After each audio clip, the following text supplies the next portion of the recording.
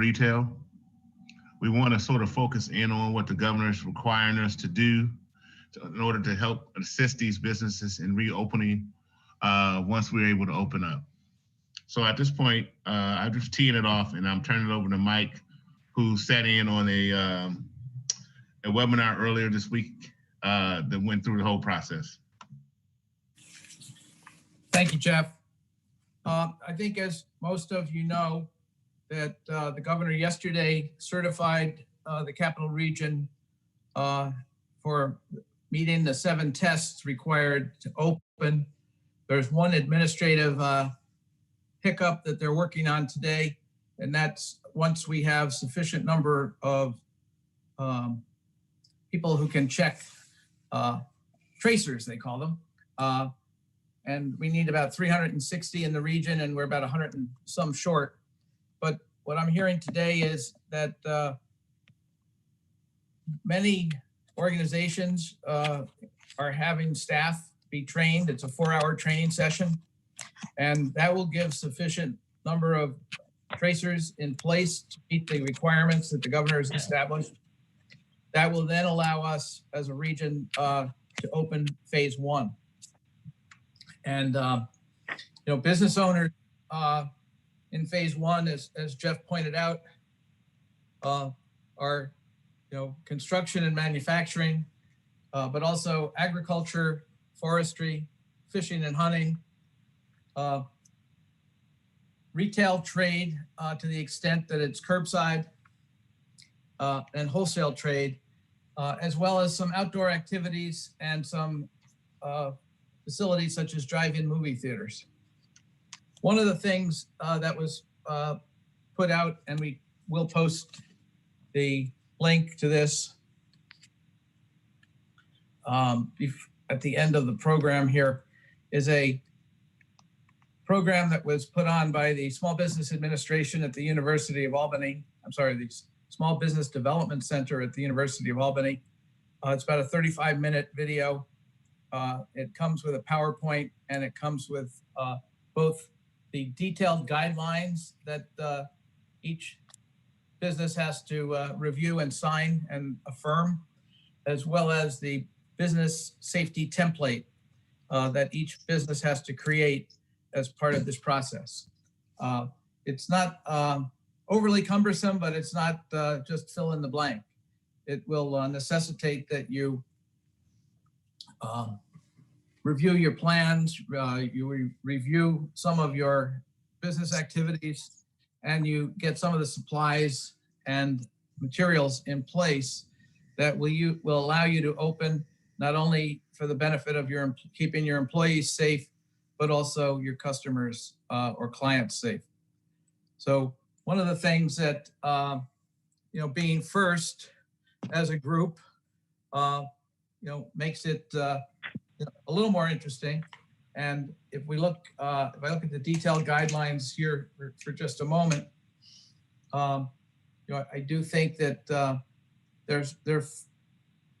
you must read the detailed guidelines for each of these industries and provide a digital signature affirming that you have read and understood the document. This is all on our website, and it's also on the governor's Forward New York website.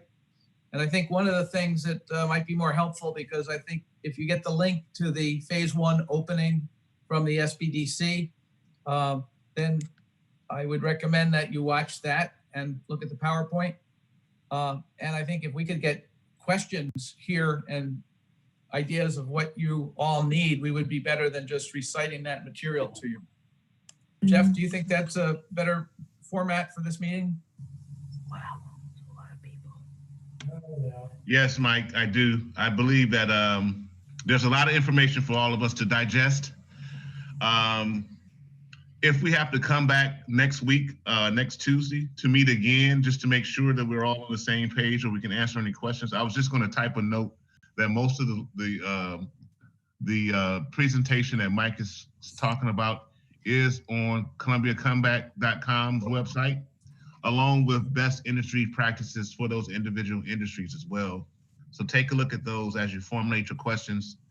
One of the things we'd like to do potentially at the next meeting is have some subject matter experts who may be able to answer your questions directly. And right now, if we cannot answer the questions directly, we will forward them on and try to get answers to you. Simply email us at info@columbiacomeback.com, and we'll try to work hard to get your questions answered. Somebody here? No, just go walk outside. Unmute, Mike. Someone's dog just ate the homework, but if we start with manufacturing, I know there have been numerous manufacturers in the county who have been looking to get back into business, and then we can go through construction and some of the other categories, but then save 15 or 20 minutes at the end to get input from others who are on the call about questions they may be having for phase 2, 3, and 4, because while it's important that the construction and manufacturing people in phase 1 get an immediate focus, it will take time as these additional phases evolve to be ready, and both from the offices and restaurants and arts and cultural venues. So I guess there's a way for you to raise your hand. Is that correct, Jeff? I guess I can't raise my hand because I'm already here, but is there someone who's would like to kick this off from a manufacturing standpoint? John Lee is a member of the Columbia Comeback Committee, and with Saturn Industries, and perhaps, well, John, if you could start, and then we could ask Jock Winch, who's in the construction field and also a member of the committee, to kind of set the tone for each of these industry sectors. Sure, Mike. This is John, and I would highly recommend that everybody watch that webinar. It really was packed with information. One question that didn't get asked during the question and answer period was how long a company has to put these practices, put this documentation into practice. There was a lot. It doesn't seem like it's overly burdensome, but except for testing or documenting each employee every day and their temperature, and then there's a questionnaire that goes along with it. That may be a little cumbersome, but I'm sure everybody can figure that out. Logging visitors in and out, keeping track of who was there, good for the farther on for tracing. One thing that came out of this is the woman that was giving the presentation suggested that you don't want to be the company that has a positive case, and when they come in to inspect that you don't have your paperwork in order. So it is a serious proposition that we're getting into. I can't think of anything else immediately, Mike, but certainly if you have any questions, I'll do my best. Thank you, John. I think one of the things that came out of the I'm sorry, this is Bill Sullivan from Hudson Valley Creamery. I do have a question Yes, for Bill. John.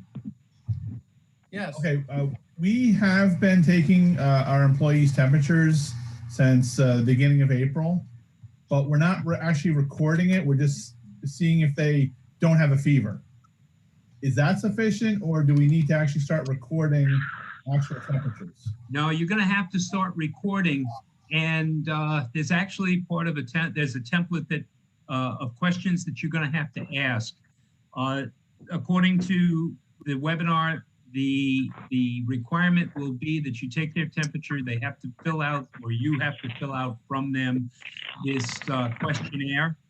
It has to be dated and put in their personnel file on a daily basis. There was a suggestion that if for some reason you couldn't get a hold of a thermometer, Make sure that you have one on order, but since they're hard to come by, as long as you have it on order, that would be sufficient.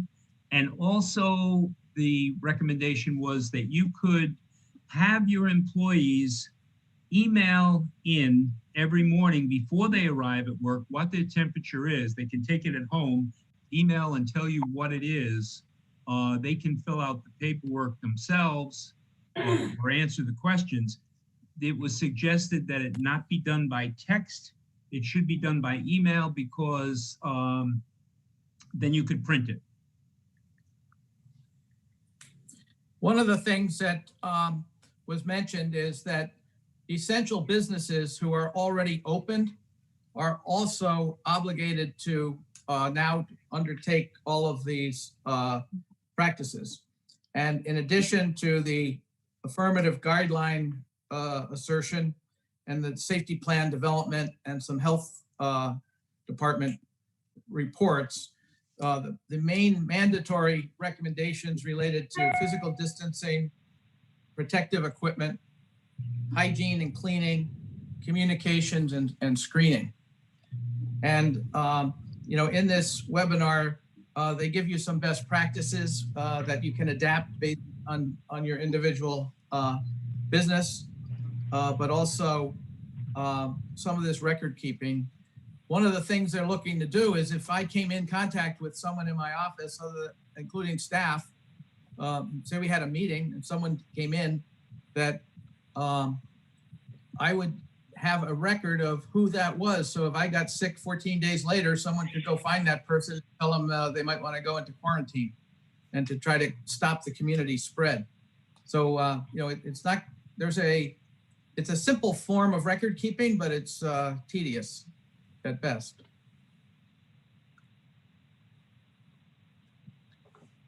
Jock, did you want to perhaps make some remarks relating to construction practices? I would say with construction, my main concern would be kind of getting the word out to all these construction companies. I've noticed that through our pause, we were allowed to have one person per job working, but I think a lot of people stretched that limit a lot. So I'd be concerned about how serious they're taking this. So I don't know if that means getting, building inspectors involved and things like that, as if they don't have enough duties on their plate. But, I think that would be my biggest concern. All the guidelines and everything seem pretty straightforward. We've been doing a lot of this stuff already, and I think the businesses that are following along are doing it as well. But I think there's a lot of small, construction companies out there that, are only a couple people, and they might, not be following these guidelines as well. So I think getting information out to them would be good. One of the things on the website is the state website, Forward New York, which again, the link is on the Columbia Comeback webpage, is a job site requirement recommended, the 4-page document. We also have a PowerPoint resource that the Associated General Contractors of New York put out.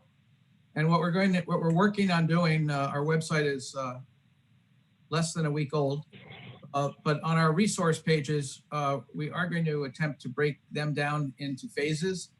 And then with respect to the state and dated requirements, have information, but then in an area where you can go in and peruse yourself, almost a library of materials that are prepared by industry associations and consultants and others, that you can glean some best practices and glean information that by reading through, you might say, well, that's adaptable to us, but it's not, and certain things may not relate to how your business operates.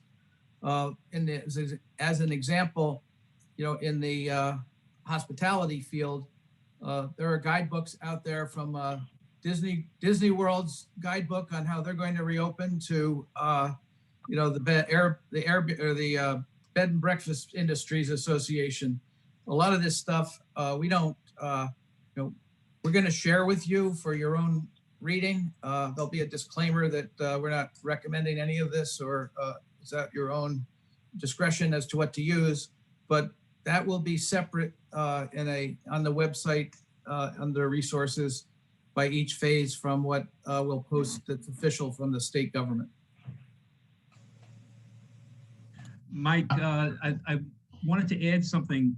It's not in construction, but it was something that surprised me, or at least it gave me information. The 50% mandate that when we went into this, the governor had us at a 50% mandate for essential businesses as far as your staffing. And I misread that. I read that as being you could only have 50% of your employees at work at any one time. And the webinar, they explained that that's not the case. That the case is whatever the certificate of occupancy is for your building, you can have 50% of that. That's the key. And the other thing was that if you are an essential business, the question had come up: do you only have to do, or can you only do essential work? So if you're doing work for a medical company, but it's only 10% of your business, is that all you can do? And it came out again in the webinar that no, that's not the case. If you are deemed an essential business, you can do all of the business that you normally do. So I just wanted to get that out to all of the people that are listening. The question I see here is, do construction workers in public have to wear masks? The rule is that anyone that's in contact with a client or a vendor or a supplier has to wear a mask. What's unclear is if you're in the factory yourself or in a house or a building doing construction work, whether with your coworkers, you have to wear a mask. But once they get through all of that, they say that best practice is everyone should wear a mask at all times.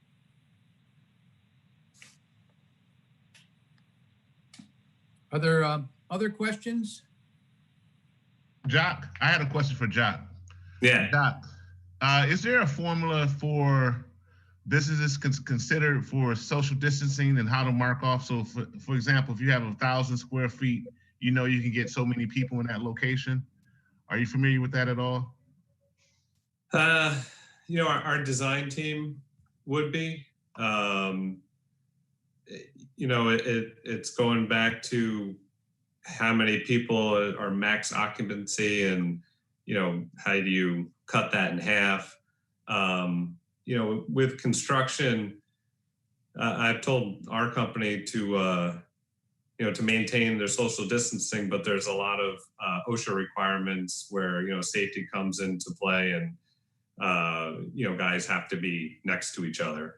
So, and that is called out in the guidelines that if it's required to have people working alongside of each other for safety reasons, then that's okay. But yeah, no, there's definitely formulas to figure out, occupancy of an area that we can provide for people and help you out with that.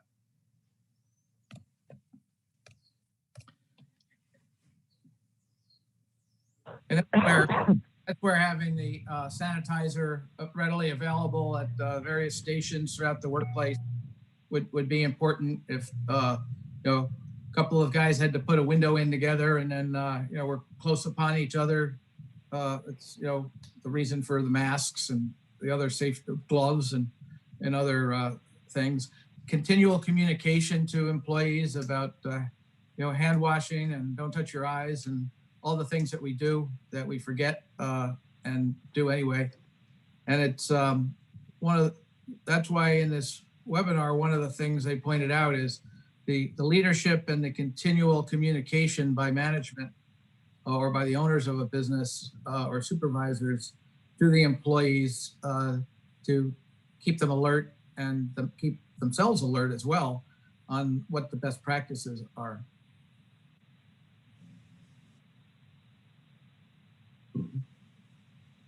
Mike, I just asked a question, but I do know that code enforcement officers are probably going to be used to assist in compliance and monitoring.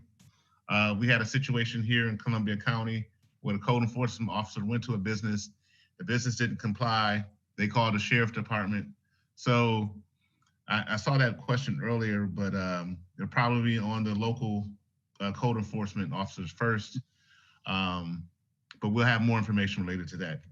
You know, the governor addressed that that this is to be enforced at the local level. And you know, what is the local level? Is it the city or the town, the village, the county, the region? As you know, the majority of towns in Columbia County, you know, do not have full-time staff in many of these areas, and the town, if there's a town police force or the sheriff's office, they have many more responsibilities than enforcing, you know, these types of things that are almost self-enforced because of the fact that you want to keep yourself and your coworkers safe. But I think it's going to be difficult if people don't cooperate. And I think it's going to be incumbent on everyone to attempt to get cooperation within their organization and within their own community and their business. I do think that there's going to be areas where reasonable people could disagree as to, you know, what was the exact best practice. I do think that you know, people are going to have to you know, be a little bit collaborative in this effort. I'd hate to see everybody using the email address or phone 800 number that they have in place where we can, you know, report our competitor or our neighbor with respect to what they're doing. But at the same time, if they're acting recklessly and endangering their health, your health, and the health of others, that's why those numbers are there. We still have 44 people, so if there's anyone that has a question that would help enlighten all of us on things that every time a question comes up, something I hadn't thought of. So.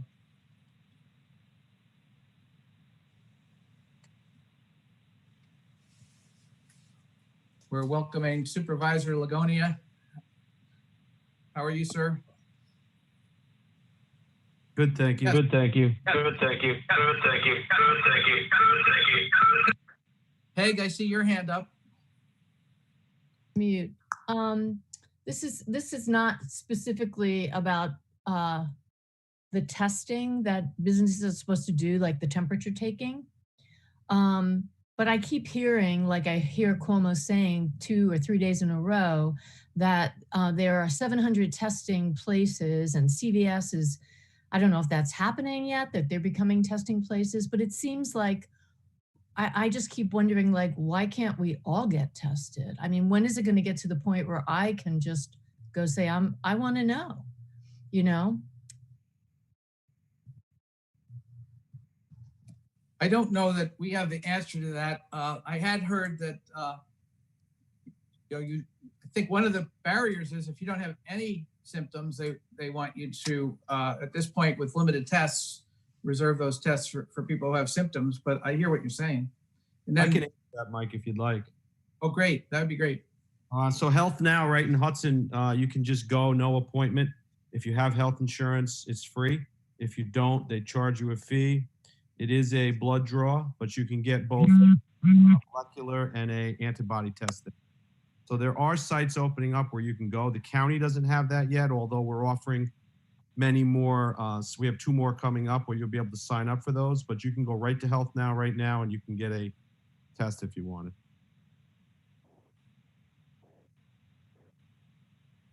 Rob, do you have information on how? It's Well Now, not Health Now. Sorry, Well Now.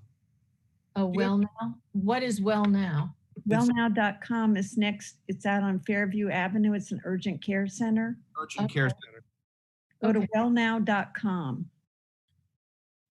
Okay. Do you have any updates on you know, how the county is going to deal with this from the health department standpoint or from effective violations? As far as what, Mike? I'm sorry, you broke up. the health department review of these plans, or looking at the records that we're all going to keep, or people who make a complaint about someone who they believe are not complying? You know, at this point, we're not sure, even though everybody's got to fill out these forms that you're giving, we're not sure that anybody's going to come down specifically and review those. They want you to keep them on file. And that's kind of where we're at right now with that. As far as when you say the health department doing what, I'm sorry. Well, one of the questions was, what role would the health department have in if someone calls and says, or someone comes and says, I'm been tested and I've have the disease, and they want to go and look at who you worked with and look at the records at your company so the tracers can work on that. But if somebody tests positive in Columbia County, the health department's made aware of it, and then they get involved and do get involved with contact tracers at that point in time. So they are involved in reference to that. As long as you test positive, they get a notification of that.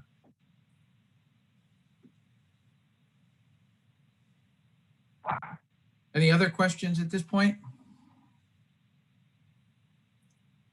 I do think that we did send out the link for the webinar. I think if you listen to the webinar, look at the materials, look at some of the industry resources for your particular business that we will have online. And if you have additional questions, you can contact us at on the Columbia Comeback.com website. I'm looking to see if there are other questions here. I own a small cleaning service. Any advice? I don't know. Let us look into that. And if you could contact us afterwards, I would think that some elements of cleaning are essential. And other elements, that's how landscaping started out. If you had to do something that was fixing something that was a hazard, you could do it. Now it's landscaping fully opened, but I do think that there's some aspects of cleaning that are essential. So let's get back to us and we'll try to track that down.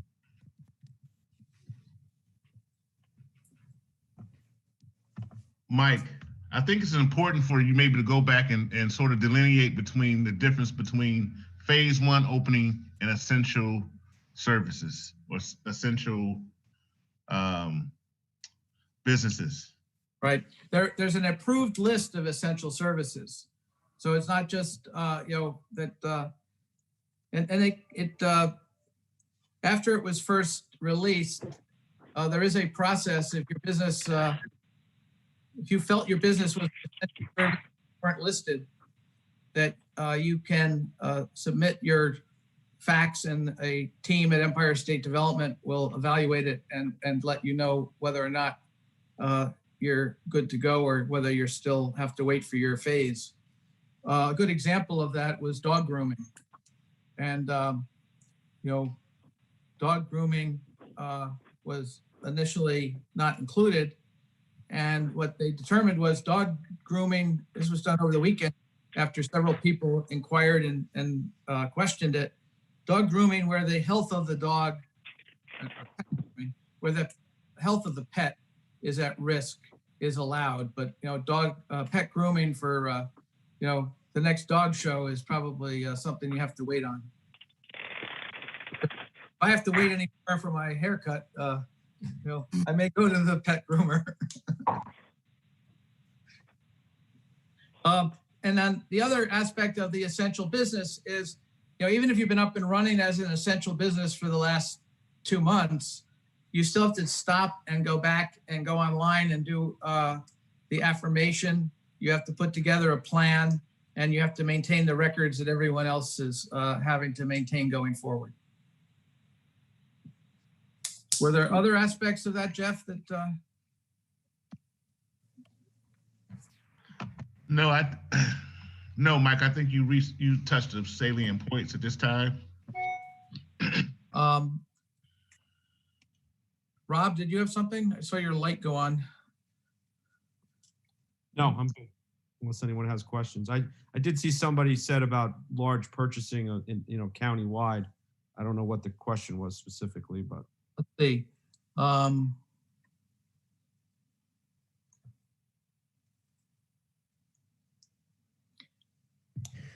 Mike, Yes. that was me. I was asking because the way I read the documents for retail is that we're supposed to have, disposable masks and possibly gloves for customers if they don't have them as they come in, plus hand sanitizers. If we're, I would think that those might be easier to buy in bulk rather than us all trying to go out and find those. And I was just wondering if anybody was giving any thought to that as retail tries to reopen. Yeah, I think that, that's an excellent point. I think the retail thing is a little different. I mean, wouldn't it be nice if all the stores in a particular area had a similar sign so that when people saw that, that branded look, that they would know that, don't come in without your mask, don't come in if there's more than 3 people or 4 people in the building, those types of things. I think what's going to be difficult as you get into some of the other phases, office, retail, restaurant, is, there will be not only an added cost to have available personal protective equipment if the customer or client doesn't have it, but you're also going to have almost a staff person designated to be the hall monitor, so that as people line up outside to come in the rain, are they 6 feet apart? Do all of them come in after the rain because it's pouring? I mean, it's going to be easy. What if everyone decides they want a cup of tea at the tea shop at the same time? I mean, some of these things are common sense, but they're not going to be, you're going to have somebody who's, I was an RA in college, but I don't want to go back and do that again. And so thinking through some of those things and starting to look at some of the retail best practices guidelines, as well as some of the guidelines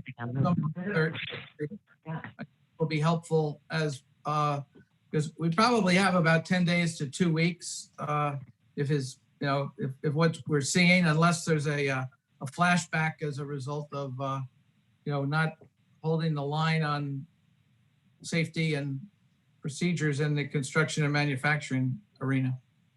Chuck, back to your question in reference to large purchases.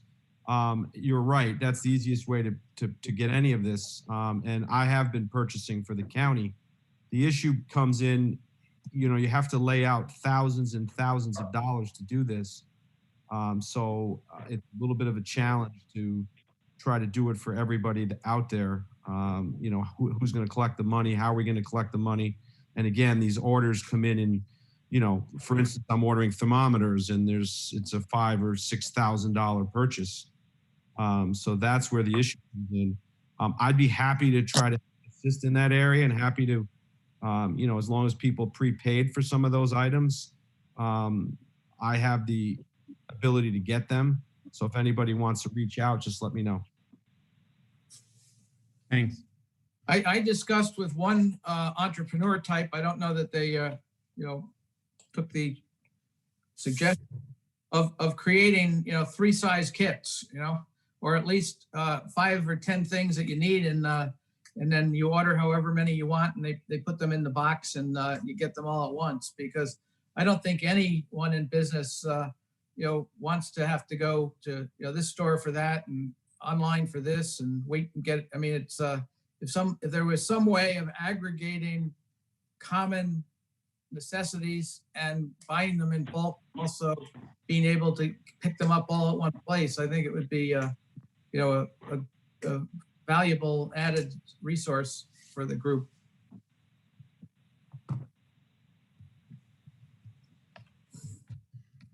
Yeah, Mike, I also just had, you've been talking mostly about construction and manufacturing. Are you going to have a separate one for retail? Because there's also questions that I'm confused about with, am I going to, it's like the recommendation is if you can't have 6 feet from your register, between your register and the person buying something, you should have plexiglass. But then it seems like a fallback is as long as the person working for you is wearing a mask, that's okay. I mean, there's a lot of things, and when you get down to these smaller retail stores, that it's hard to figure out how we're, going to be able to have 6 feet between every customer who's trying to buy something and someone looking at stuff. And then there seems to be fallback positions, which is basically if everyone's wearing a mask, maybe, but I'm a little unclear on that. And I guess we haven't really talked about anybody who's really studied the retail part of it. And we are planning on having the phase 2 conversation tomorrow at 1, phase 3 conversation on Wednesday at 1, and the phase 4 conversation on Friday at 1. With each success, was phase 1 and 2. Okay. Yeah, with each. What happened was when we were splitting them, the people in the next 2 groups didn't want to wait 3 more weeks for us to hold them. So we doubled up. But as with each successive scheduled meeting, we're going to know less. So being able to take some of these questions back and aggregating them and seeing if we can get some answers. Obviously, in the supermarkets that have been open, they now you come right down the aisle and you're close to the cashier, and they have a plexiglass. They come out between each shopper and spray down the electronic conveyor belt. I guess it's really going to have to be what you think is functions in your store. I know there's a small store I go to, and they take that electronic box for the credit card and they stick it out, and you put the credit card in and out yourself without any, where they don't get involved and you don't hand something to them. And I guess that's why it's so individually, I don't know that I don't think there's going to be people who are going to be out there, watching this stuff because there's not enough enforcement to do it. But if you can look at some of these guidebooks and look at your own operation and use some common sense, recognizing that the purpose is to ensure that each other isn't in a situation where they could infect you, you're probably doing the best you can. Mike, I'd like to say something on that point too. Yeah, we're going to address some additional issues for retail on phase 2's call tomorrow. But one of the things I want retailers to think about and start thinking their ways through this is that cash is not one to be desirable to be handling. So most retailers are encouraging people to use their card or card readers. So if you're not prepared for that, you may want to get some type of swipe card or point of purchase device to lessen your contact with the customer.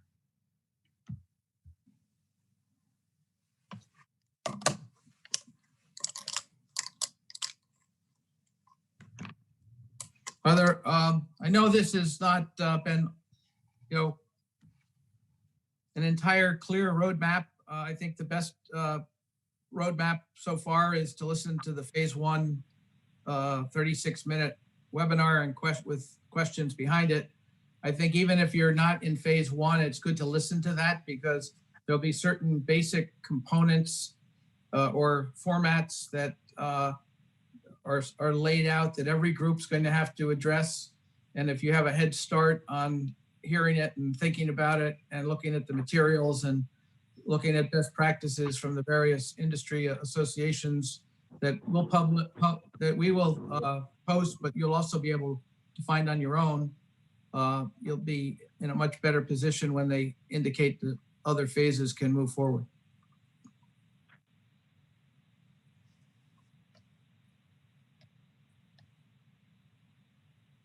We've only lost 4 or 5 people for the whole thing, so this is great. I don't know, we know you're all busy. We're all trying to figure out what's next. We all have more calls, and again, we're short on content because we're still looking for it, collecting it, and aggregating it. And anything that you come across, if you could share it with us, we're happy to share it with the broader group.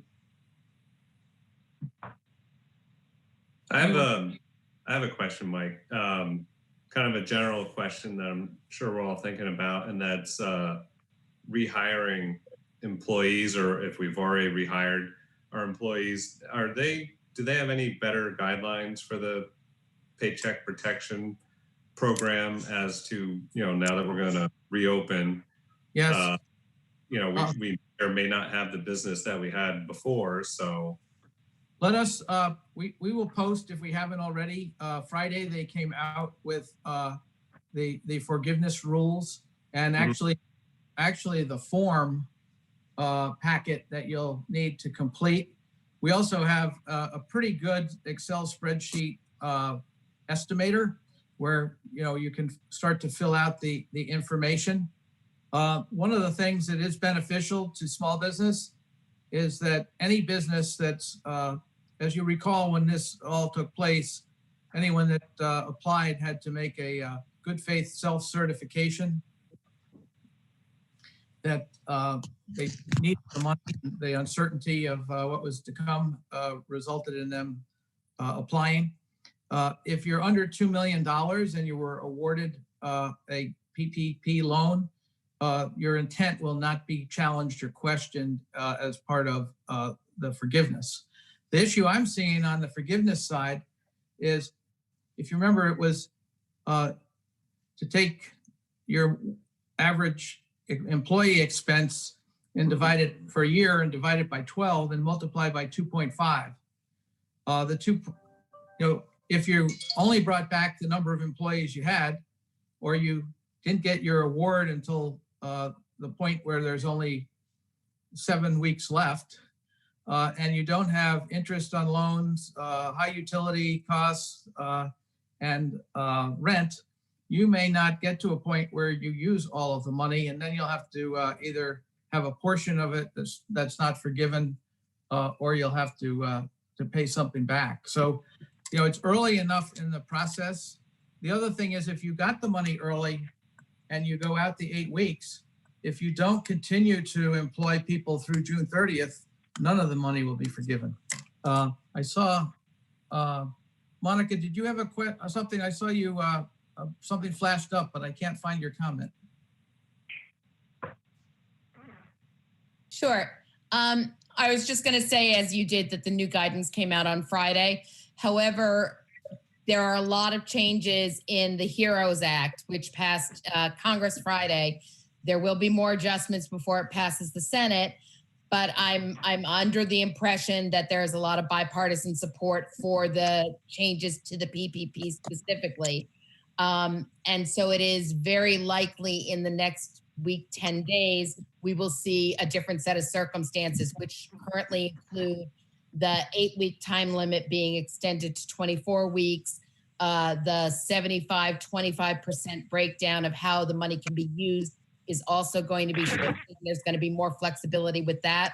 So there may be some wisdom if you have gotten your PPP in holding tight right now for the next week or so, because it is very likely that a lot of those guidelines are going to change. But keep watching it closely, because if for some political reason there's not an affected change, you're stuck with what we have. True.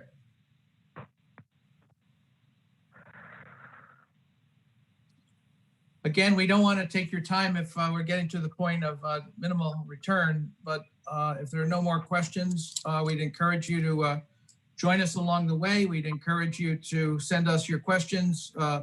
From our last initial kickoff meeting of the committee, we had 10 or 12 questions, which we were able to answer relatively quickly and turn around after we received them.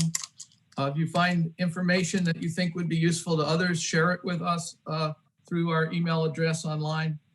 And if there's no further questions, Jeff, did you have any closing comments or remarks? No, for the committee members, you're welcome to attend any of the focus groups that you like. We understand you're probably interested in your own industry sector, but you're more than welcome to join any of the phase 2, 3, or 4 focus groups if you like. And I will refer you again to columbiacomeback.com for all the information we talked about. Although, like Mike said, it's a week old, but it is packed with a lot of resources. So take time on that site and go through the guidelines and all of the resources that we provided. That's all I have, Mike. And I do think this is going to be, kind of find our way as we go. So bear with us. Let's work on this together, and let's help each other try to get back to a point where we can generate some revenue and be able to ramp our businesses back up over a period of time. Thank you all. Jeff and I will stay on for a few minutes if anyone wants to, come up to the front of the room and talk to us, so to speak. Have a good day, everyone.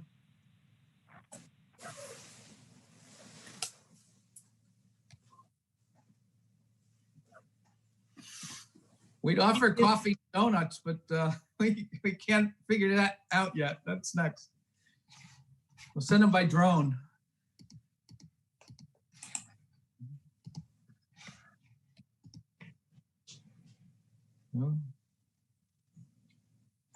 Either half of us were on mute and left the room, or people are leaving slowly.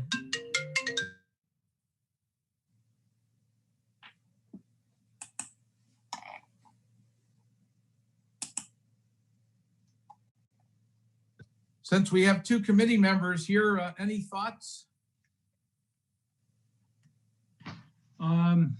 This is John. I don't know.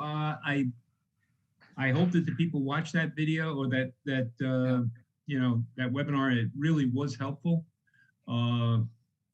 It's when I listened to it on Saturday, it sounded like it was pretty cumbersome. That there's a lot of record keeping. But as I go through it, it's not really that bad. Jock?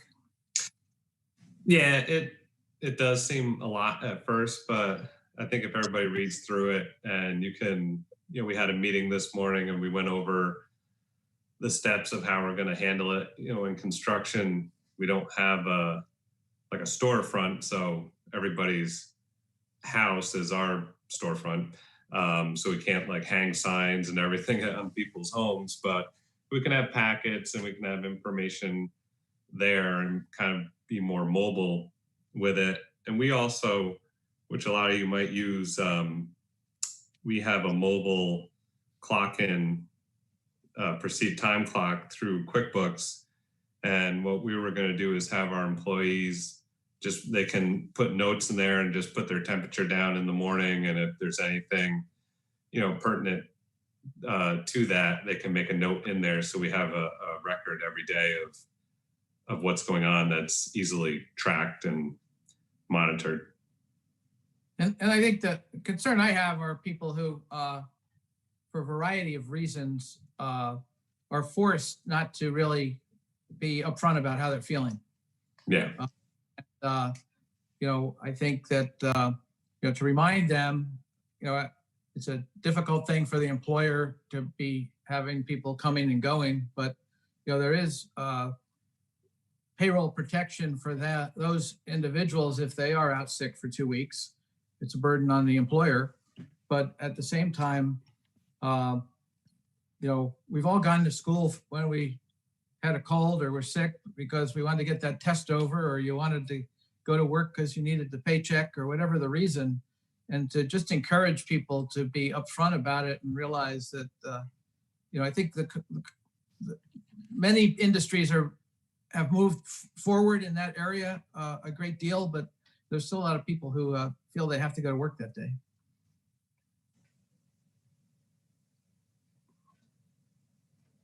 Yeah, open lines of communications is definitely key. The more you talk to your employees, the better. And even getting some of them to come back to work, I've heard can be a challenge, and we've had our own challenges. So it's a little tough. Well, and that's going to be even more difficult if the component of the HEROES Act extends the supplemental unemployment benefit. Yeah, we've definitely faced that. Yeah. So. And on the flip side, if someone is legitimately vulnerable health-wise or have concerns beyond what others might have, how do they protect themselves physically, emotionally, and health-wise. Hello, Supervisor Sterling. How are you? Hi there. Hi, everybody. Yeah, I think that I'm on the reopening committee for the county, and it's definitely the same thing. We're all looking at the same issues. Yeah. Guidances. I think there's going to be a lot less of employees coming to work sick because nobody else is going to let them come in the door. Whereas before there were all those complaints, oh, so-and-so comes to work sick all the time. You're just not gonna, it's not gonna happen. Well, and then the other thing that someone brought up is, but half of the people end up having had this never even knew it. So, yeah. And the 6 people that they may have gotten it. Yeah, that you don't know. So. I have just one question. I'm going through the phase 1 reopening guidelines, and I'm wondering if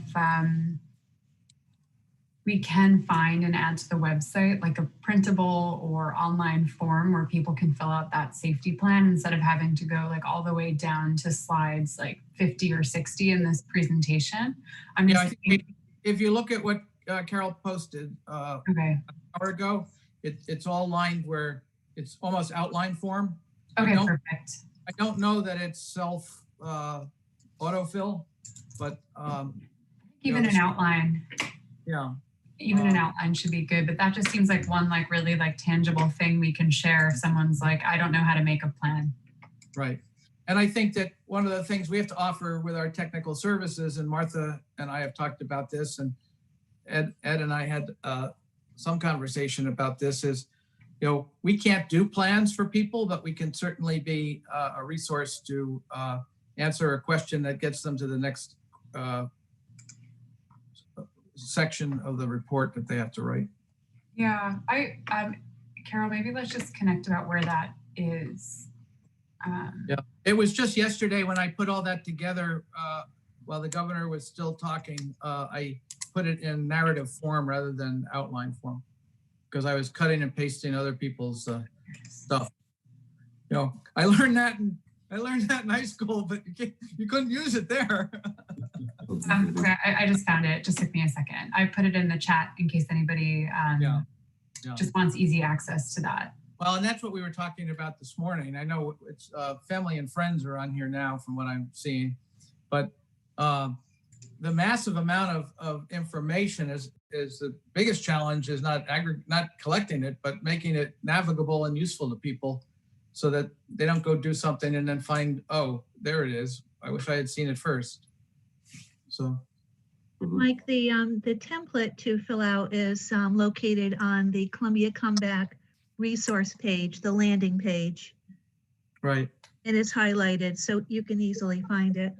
Is it self-fillable or is it? Let me take a look. Yeah.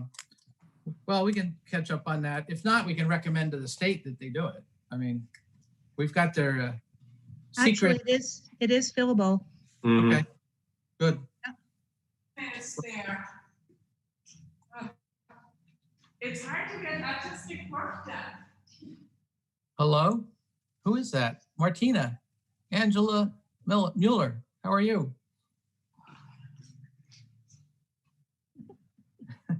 I think she doesn't know she's still here.